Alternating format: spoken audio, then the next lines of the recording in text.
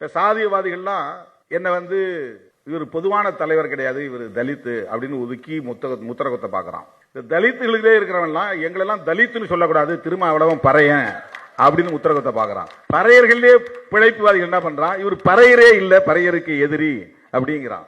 இதெல்லாம் ஏன் சொல்றான்னா, நான் பெரியாரின் பிள்ளையாக இருப்பதுதான் காரணம்.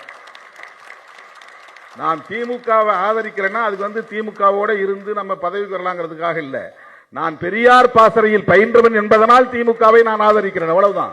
Very simple. உடனே திமுகவுக்கு கொத்தடிமை, திமுக 2 சீட்டு 3 சீட்டு அது கூட உன்னால வாங்க முடியாம தான் நீ கிடைக்கிற வெளியில. ஒரே ஒரு கவுன்சிலர் சீட்ல கூட உன்னால ஜெயிக்க முடியலையே, அதுல என்ன பெருமை? பாலிடிக்ஸ்ல ஸ்ட்ராட்டஜி தான் முக்கியம். யாரோடு கூட்டணி சேரணும், எப்படி வெற்றி பெறணும், எப்படி அதிகாரத்தை பகிர்ந்து கொள்ளணும் அப்படிங்கறதா ஸ்ட்ராட்டஜி. அந்த அடிப்படையில் தான் இன்னைக்கு தமிழ்நாட்டு அரசியல் வரலாற்றில், ஏன் தென்னிந்திய அரசியல் வரலாற்றில் இதுவரையில் நிகழ்த்த முடியாத சாதனையை விடுதலை சிறுத்தைகள் கட்சி நிகழ்த்தி இருக்கிறது.